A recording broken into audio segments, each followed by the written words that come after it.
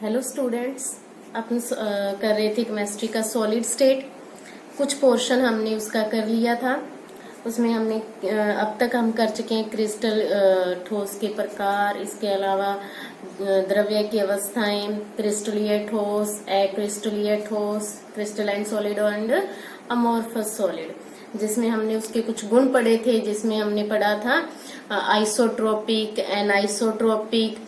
इसके अलावा हमने कल की जो क्लास की थी उसमें हमने सिस्टम्स पढ़े थे। जो क्रिस्टल लैटिस है उसके सिस्टम पढ़े थे हमने कि उसके क्या क्या सिस्टम है, या 7 प्रकार के सिस्टम पढ़े थे अपन ने।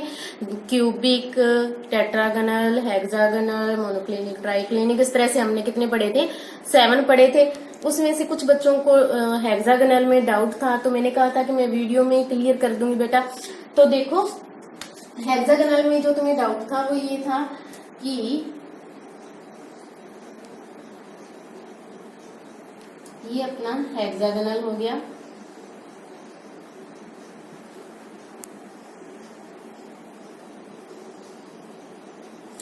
ठीक है भाई। इस तरह से बनाते हैं। इसका दूसरा पोर्शन बैक साइड में है, ठीक है ना भाई। तो जब हमने क्रिस्टल सिस्टम, क्रिस्टल लैटिस पढ़ना शुरू किया था, अपन ने यूनिट सेल पढ़ी थी, यूनिट सेल के पैरामीटर पढ़े थे, ठीक है। तो तब मैंने ये कहा था कि इसको बनाते टाइम कि इसे बना लीजिए आपने। मैंने क्यूब बनाया था पैरामीटर को शो करने के लिए। तो उसमें मैंने बताया था कि यह जो अक्षीय दूरियां हैं वो है ए बी एंड सी, और एक्स जो एंगल है अपने वो है अल्फा, बीटा एंड गामा। वो इसीलिए बताया था कि हम जब आगे इनके सिस्टम्स करेंगे तब हमें ये डाउट ना हो कि अल्फा कौन सा है, बीटा कौन सा है और गामा कौन सा है। क्योंकि अगर हम कभी इसको अल्फा कर दें, कभी इसको अल्फा कर दें, कभी इसको कर दें, तो उसमें दिक्कत आती है, ठीक है भाई। कभी इसको अल्फा कर दिया, कभी इसे कर दिया, कभी इससे कर दिया, तो इसमें अपन क्लासिफाई नहीं कर पाएंगे उन्हें सारे सिस्टम्स को, या उनको हम देख ही नहीं पाएंगे कि किसमें क्या है ना। उनमें फर्क ही नहीं कर पाएंगे। फर्क करने के लिए हमने उन्हें फिक्स किया था कि हाँ ये ए है, ये बी है, ये सी है, ये अल्फा है, ये बीटा है और ये गामा है। तो देखो, जब ये अल्फा है, ये बीटा है और ये गामा है, तो तुम्हें देखने पे पता चल रहा है बेटा कि अल्फा और बीटा तो कितने कितने डिग्री के हैं, 90 डिग्री के। और गामा देखो बड़ा एंगल है तो कितने डिग्री का होगा, 120 डिग्री का। तुम्हारा क्वेश्चन था कि बीटा 120 डिग्री का क्यों नहीं हो सकता। तो बेटा देखो, बीटा यहाँ पर है, एक स्ट्रेट लाइन है, लंब पड़ रहा है। मैथ्स के हो बेटा आप, तो मैथ्स वालों को तो पता है कि इसके ऊपर पड़ेगा, तो वो कितने डिग्री का कौन होगा भाई, 90 डिग्री का। तो ये कौन कितने डिग्री का होगा, 90 डिग्री का। अब ऐसे नहीं कर सकते कि इसको कुछ भी कह दिया, इसको बीटा बना दिया और इसको गामा बना दिया, ऐसा नहीं होता। ऐसे तो अपन सभी में फर्क ही नहीं कर पाएंगे। अपने 7 सिस्टम में इसके अलावा ब्रेवे चालक होंगे, इसमें 14 बनेंगे, तो ऐसे तो हम उनमें फर्क ही नहीं कर पाएंगे, ठीक है। तो फर्क करने के लिए, डिफ्रेंशिएट करने के लिए इनको फिक्स किया गया था कि ये अल्फा है, ये बीटा है और ये गामा है। चलो, ये डाउट क्लियर हो गया होगा। फिर भी इसमें कोई हो कंफ्यूजन तो और मुझसे पूछ लेना, ठीक है। मैं नेक्स्ट वीडियो में क्लियर करती रहूंगी, तुम्हें इस तरह की कोई दिक्कत नहीं है। ये हो गया था भाई। उसके अलावा जो थी तुम्हारा कोई इससे रिलेटेड और क्वेश्चन तो था नहीं, तुम्हारा सही था, बाकी तो सब समझ में आ गया था। चलो, बहुत बढ़िया बात है, और ये बहुत ही अच्छी बात है कि आप पढ़ने में इंटरेस्ट ले रहे हो। तो नेक्स्ट अपना, मैंने तुम्हें बताया था कि मैं जो ये 7 सिस्टम है इनको लर्न करने की एक ट्रिक भी बताऊंगी तुम्हें। देखो, हम वहां पे बना के तो सभी को देख नहीं सकते, पर ये बहुत अच्छी बात है कि अगर हमें बनाने में अपने माइंड में फिक्स हो उसकी शेप, हेक्सागोनल कहा, टेट्रागोनल कहा, तो अपने माइंड में उसकी शेप फिक्स हो कि हाँ हम उसी की बात कर रहे हैं। उसमें जो दूरियां हैं या एक्सिस लेंथ है वो कितनी है, या हम उसके एक्सिस एंगल की बात कर रहे हैं तो वो कितने हैं, ठीक है। वो हमारे माइंड में फिक्स हो तो वो बहुत अच्छी बात है। लेकिन इन केस तुम्हें जल्दी में क्वेश्चन को सॉल्व आउट करना है, तुम्हें माइंड में नहीं आ रही है उसकी शेप, तो उसके लिए हम इसके लिए क्या लिखेंगे भाई, जैसे कि क्यूबिक के लिए क्या लिखते हैं, C, और टेट्रागोनल के लिए T, और ऑर्थोरोम्बिक के लिए O। इसके अलावा हेक्सागोनल के लिए H, इसके अलावा रोम्बोहेड्रल के लिए R और मोनोक्लिनिक के लिए M, ट्राइक्लिनिक के लिए T। कितने हो गए भाई? 1 2 3 4 5 6 7। सभी की आगे लिख लेंगे अपन A B C, A B C, A B C जो अपनी अक्षीय दूरियां हैं, A B C, A B C, A B C and A B C। देखो बेटा ये मैं इसलिए करवा रही हूँ क्योंकि एग्जाम में डायरेक्ट क्वेश्चन आता है, राजस्थान बोर्ड के एग्जाम में डायरेक्ट क्वेश्चन आता है, जो अपना अजमेर बोर्ड है, RBSC के सिलेबस के अकॉर्डिंग ही करवा रही हूँ मैं तुम्हें, अजमेर बोर्ड के अकॉर्डिंग ही। तो देखो अगर अपन इसकी बात करें तो उसमें डायरेक्ट क्वेश्चन आता है कि जो घनीय है अपना क्यूबिक है उसके पैरामीटर लिखिए, या वो पूछ लेता है कि षटकोणीय के पैरामीटर लिखिए, तो हमें डायरेक्ट सिर्फ उसके पैरामीटर लिखने होते हैं, उसको बनाना नहीं होता। बना के आ जाओ तो बहुत अच्छी बात है, लेकिन डायरेक्ट हमें पैरामीटर उसके पता होने चाहिए। ऐसे लगा लेंगे भी सभी के बीच में। देखो पहले वाले को अपन कट नहीं करेंगे, पहले वाले को वैसे का वैसा, दूसरे वाले को ये वाला कट कर दिया, उससे आगे वाले ये दोनों कट कर दिए, फिर ये कट कर दिया, उसके आगे वाला अपन कट नहीं करेंगे और फिर उन दोनों को कट कर दिया। ठीक है भी, हमें सिर्फ याद रखना है CTOHRMT लिख लिया। पहले वाले को कट नहीं किया, दूसरे वाले को एक को कट कर दिया, फिर दोनों को कट कर दिया, फिर एक को कट कर दिया, फिर नहीं किया, फिर बाकियों को दोनों को कट कर दिया, नॉन इक्वस कर दिया। चलो उसके बाद में अपन बात करते हैं इनकी एंगल्स की।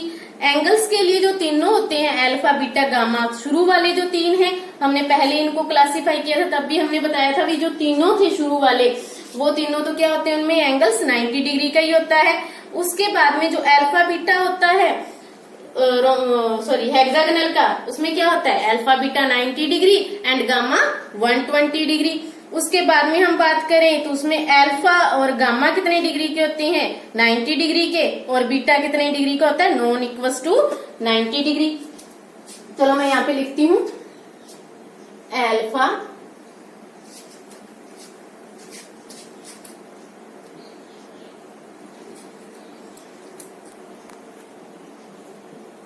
Alpha equals to beta equals to gamma, alpha equals to beta equals to gamma. इसमें भी आगे भी alpha beta and gamma. Alpha equals to hexagonal आ गया अपना, alpha and beta 90 degree and gamma equals to 120 degree. उसके बाद में रोम्बोहेड्रल आ गया भी। रोम्बोहेड्रल में अगर अपन बात करें तो जो अल्फा बीटा एंड गामा तीनों ही नहीं है इक्वल्स किसके 90 डिग्री के। अल्फा इक्वल्स टू आपस में बराबर है 90 gamma not equals to 90 degree. उसके बाद में अपना आ गया मोनोक्लिनिक। मोनोक्लिनिक में alpha and gamma is equals to 90 degree and beta not equals to 90 degree. कल क्लियर किया था ये। टेट्रागोनल कोई भी इक्वल्स नहीं, आपस में भी इक्वल्स नहीं है और 90 डिग्री के भी इक्वल्स नहीं है।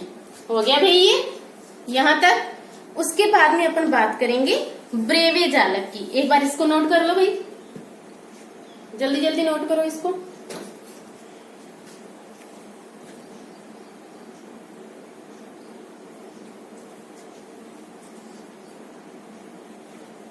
चलो कर लिया होगा, समझ में भी आ गया होगा। इससे रिलेटेड और भी कोई भी डाउट हो तो पूछ लेना। उसके बाद में ब्रेवे जालक। ब्रेवे जालक की अगर अपन बात करें तो देखो जो एक क्यूबिक है, क्यूबिक में भी आगे 3 तरह के या 2 तरह के अपन बात करें, या इसमें आगे ट्राइक्लिनिक में बात करें, टेट्रागोनल में बात करें, इनमें आगे इनके सिस्टम और भी तरह के बन सकते हैं। तो टोटल जो इनके सिस्टम बनते हैं वो कितने तरह के बनते हैं 14 तरह के सिस्टम और बनते हैं क्रिस्टल के अंदर, और वो बनते इन्हीं से ही है। ठीक है, ये मेन सिस्टम है अपने, और इन्हीं से आगे वो वाले सिस्टम बन जाते हैं। जैसे क्यूबिक में थोड़ा सा चेंज करके उसके और बना लें अवयवी कणों की व्यवस्था के आधार पर। ठीक है, उसके अलावा अपन टेट्रागोनल में थोड़ा चेंज करके बना लें, तो टोटल कितने तरह के बनते हैं? 14 तरह के बनते हैं। और इसकी खोज किसने की थी? जो ब्रेवे एक साइंटिस्ट था, गणितज्ञ था, उसने की थी। तो उसी के नाम पर उसे क्या कहते हैं? ब्रेवे जालक कहते हैं। तो कितने कितने बनते हैं मैं यहीं पे लिख दूंगी कि जो क्यूबिक है, क्यूबिक में ब्रेवे जालक कितने बनते हैं? 3। मैं यहाँ पे लिख देती हूँ किसकी बात कर रही हूँ मैं, ब्रेवे सिस्टम की या ब्रेवे जालक की। टोटल 14 तरह के थे।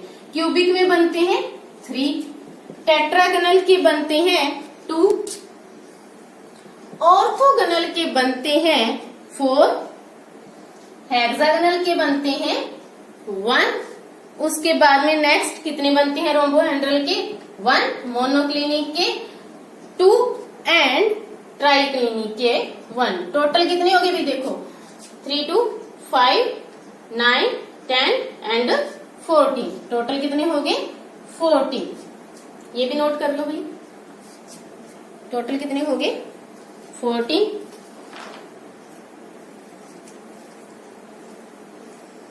ठीक है, इसको सारे को नोट कर लिया होगा। मैं इसको अब इरेज कर रही हूं।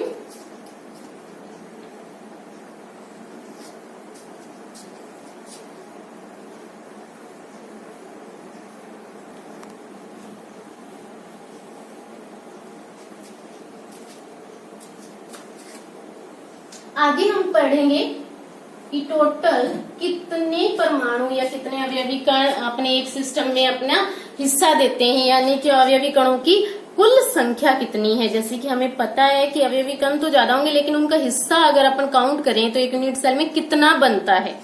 ठीक है भाई, उसी के बेस पर हम करेंगे उनके अवयवी कणों की संख्या का बात करेंगे हम। तो नेक्स्ट हेडिंग अपनी जो है वो है अवयवी कणों की संख्या। यूनिट सेल में अवयवी कणों की संख्या, एकक कोष्टिका या इकाई कोष्टिका में अवयवी कणों की संख्या।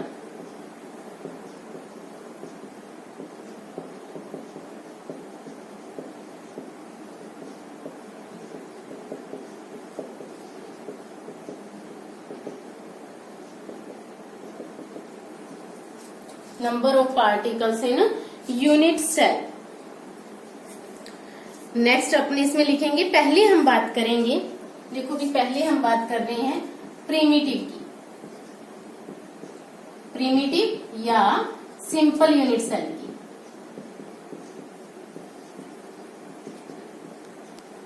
सिंपल यूनिट सेल हमने बनाया था, वही अपना क्यूब बना लेते हैं।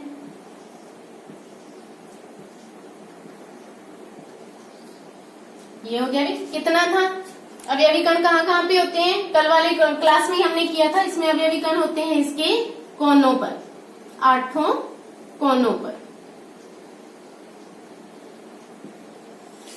तो देखो भी, एक जो अवयवी कण है वो अपना कितना हिस्सा देता है, एक अवयवी कण अपना कितना हिस्सा देता है, इसको देखने के लिए हम ये देखते हैं, अपने रूम का एग्जाम्पल ले लेते हैं। मान लो 2nd फ्लोर का रूम है, तो देखो जो बिल्कुल कॉर्नर की ईंट है, ठीक है, बिल्कुल कॉर्नर की ईंट है, वो कितना हिस्सा दे रही है? वो जिस रूम में अपन खड़े हैं उस रूम में अपना हिस्सा दे रही है, उसके पास वाले रूम में, पास उसके 3 रूम बन सकते हैं उस कोने से, ठीक है भाई, उस कोने से उसके पास में 3 रूम बन सकते हैं उसके बराबर, उसी प्लेन के अंदर। और उसी कॉर्नर के ऊपर 4 रूम और बन सकते हैं, एक तो जिस रूम की अपन बात कर रहे हैं उसी के ऊपर, और 3 उसके साथ वालों के ऊपर, यानी टोटल कितने हो गए? 8। कितने हो गए भाई? 8। यानी कि जो कॉर्नर वाली ईंट है वो तो 4 तो नीचे वाले रूम में अपना हिस्सा दे रही है, और 4 ही उस ईंट के ऊपर बने हुए रूम के ऊपर अपना हिस्सा दे रही है। कितने हो गए? टोटल 8 हो गए भाई। यानी कि अवयवी कण कितने थे?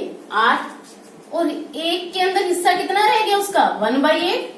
एक के अंदर तो इतना ही हिस्सा रह गया, ठीक है भाई, एक के अंदर कितना हिस्सा रह गया? 1/8। तो कितना रह गया भाई? अवयवी कणों की कुल संख्या कितनी होगी? नंबर ऑफ पार्टिकल्स कितनी होगी? 1। अवयवी कणों की संख्या। ये बात समझ में आ गई होगी भी मैं क्या बताना चाह रही हूँ यहाँ पर।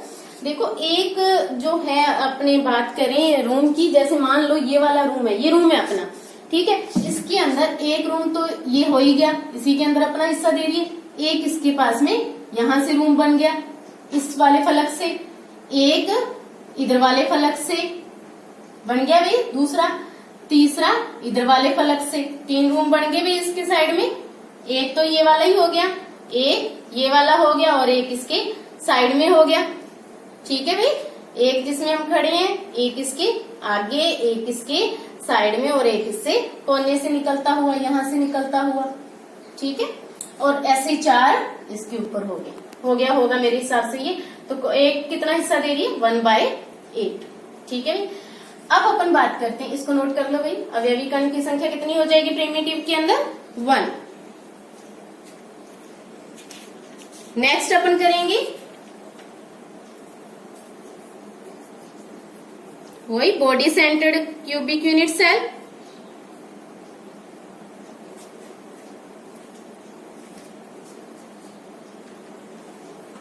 सेकंड अपनी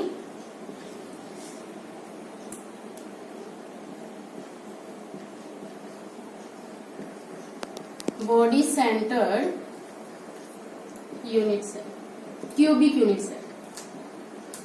क्यूबिक ले रहे हैं अभी हम, क्यूब की ही बात कर रहे हैं क्योंकि क्यूब में आइडेंटिफाई करना इजी हो जाता है। बॉडी सेंटर्ड में कहां पर होते हैं, 8 तो कोनों पे होते हैं, कल वाली क्लास में बताया था, और एक बिल्कुल बॉडी के बीच में होता है, यानी कि रूम के बिल्कुल या एक कोष्टिका के बिल्कुल बीच में होता है। तो कितना हिस्सा हो जाएगा भाई, जो कॉर्नर वाला है वो तो कितने हो जाएंगे, 8 तो थे अपने पास में टोटल अवयवी कण, और एक अपना हिस्सा दे रहा था 1/8। और जो बिल्कुल सेंटर में है वो अपना पूरा हिस्सा दे रहा है, वो किसी के साथ में शेयरिंग नहीं कर रहा, वो अपना पूरा हिस्सा दे रहा है। कितना हो जाएगा भाई, 1 + 1 2। तो अवयवी कणों की कुल संख्या कितनी होगी, 2। अवयवी कणों की संख्या कितनी होगी भाई, 2। नोट कर लो इसको। नेक्स्ट अपन करेंगे face centered cubic unit cell. Face centered cubic unit cell हो गया होगा भी। थर्ड है अपना face centered cubic unit cell. चलो इसमें बात करें, फेस सेंटर्ड के अंदर कहां पर होता है, 8 तो कोनों पे होता ही होता है, उसके अलावा हर एक फलक के ऊपर, हर एक फलक के ऊपर। कोने वालों का हिस्सा कितना हो जाएगा भी,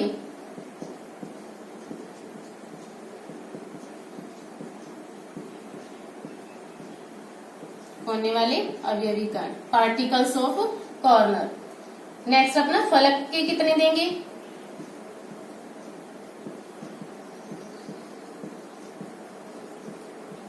फलक के अवयवी कणों की बात करें अगर अपन, तो देखो फलक के ऊपर टोटल कितने हैं, 6 है भाई, 1 2 3 4 5 6।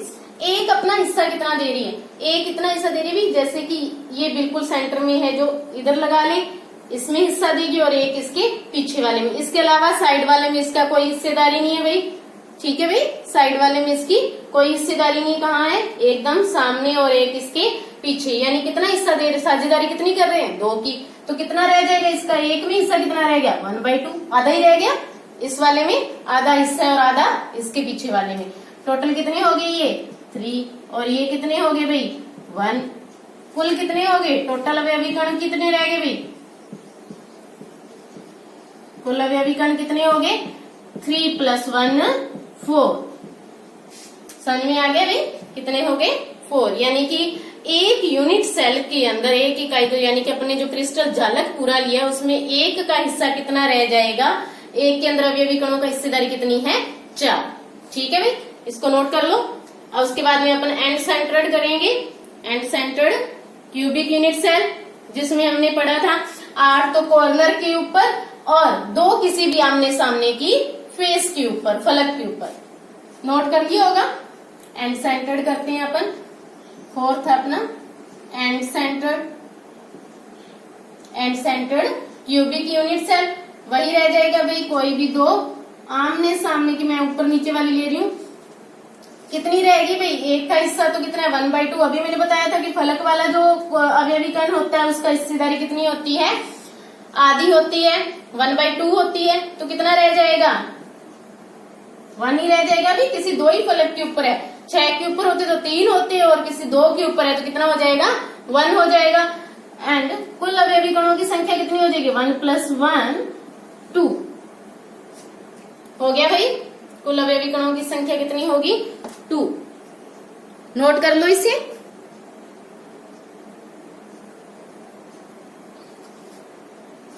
एंड सेंटर्ड है, ये कल किया था। अवयवी कणों की संख्या का पता चल गया होगा भाई। अवयवी कणों की संख्या का हमें पता होना जरूरी है, इसी से ही अपन पैकिंग एफिशिएंसी वगैरह का पता कर सकते हैं। इसकी स्ट्रक्चर तुम्हें अच्छे से ध्यान में आ गई होगी, कल हमने किया ही था जब हमने एंड सेंटर्ड को पढ़ा था, क्यूबिक यूनिट सेल को पढ़ा था, तब मैंने ये बताया था कि जो अवयवी कण है वो एक दूसरे के टच में होते ही हैं, हर हाल में वो एक दूसरे को टच कर रहे होते हैं। ठीक है भाई, वो हमें ध्यान रखना है, ऐसे नहीं कि दूर दूर पड़े हैं, ऐसा कुछ भी नहीं होता। ठीक है, आगे अपन इसकी बात करेंगे कि इनमें पैकिंग एफिशिएंसी कैसी होती है या एक दूसरे से कैसे जुड़ते हैं, इसके टाइप्स के बारे में बात करेंगे कि 1 डायमेंशनल कैसा होता है, 2D कैसा होता है या 3D ठोस कैसा होता है, या वो एक दूसरे से कैसे पैकिंग करते हैं, पैक्ड कैसे होते हैं, यानी कि उनकी संकुलन क्षमता क्या होती है। संकुलन क्षमता के ऊपर ही निर्भर करता है कि कोई ठोस है वो कितना मजबूत होगा। ठीक है भाई, ये जरूरी होता है। तो हम कल वाली क्लास में इसी के बारे में, संकुलन क्षमता के बारे में, पैकिंग एफिशिएंसी के बारे में बात करेंगे। आज जो मैंने करवाया है ये इससे रिलेटेड कोई भी डाउट हो, इवन कल वाला भी अपन ने जो किया था, आज जो हमने ब्रेवे जालक की है, ब्रेवे जालक से रिलेटेड भी अगर कोई दिक्कत हो तो वो तुम मुझसे पूछ लेना। मेरा व्हाट्सएप नंबर है तुम्हारे पास, उसके ऊपर मुझे क्वेश्चन भेज दिया करो बेटा। और ये अच्छी बात है कि आप पढ़ने में इंटरेस्ट ले रहे हो, क्वेश्चंस भी पुट कर रहे हो। ठीक है, तो डेली का इस चीज को थोड़ा देखते हुए चला करो। जो भी क्वेश्चन था तुम्हारा, मैंने आज एक ही बच्ची का आया था क्वेश्चन, तो बाकियों के मैंने व्हाट्सएप पे क्लियर कर दिए थे क्योंकि उसमें वीडियो की नीड नहीं थी। ठीक है, तो इसको क्लियर करते हुए चलना, कोई भी क्वेश्चन हो आगे पूछ लेना। कल अपन इसकी पैकिंग एफिशिएंसी के बारे में बात करेंगे। ठीक है भाई, चलो।